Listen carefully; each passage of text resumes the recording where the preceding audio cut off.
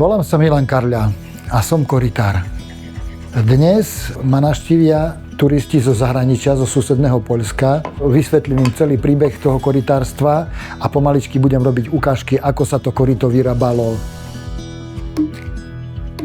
Koryta sa vyrábali vrbové, topoľové a jelšové drevo.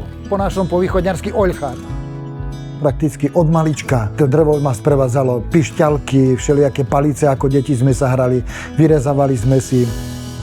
Potom som to trošku nechal, vyučil som sa za strojara, ale po rokoch, po čase, to drevo sa ku mne vrátilo, alebo ja k drevu.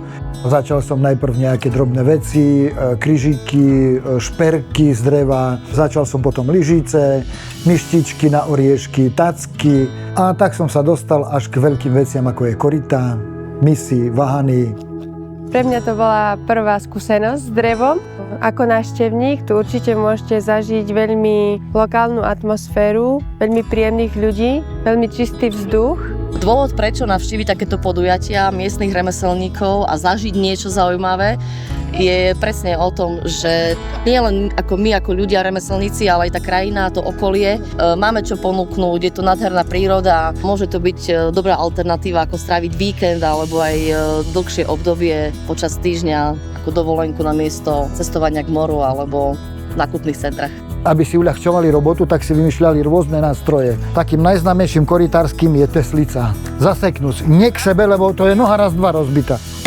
Tak, dobre, ale silno! V našom regióne to remeslo pomaličky zaniká. Mňa práca s drevom baví, tak som sa do toho pustil. Aby sme trošku zachovali to naše remeslo, ktoré tu kedysi bývalo dávno, pradávno.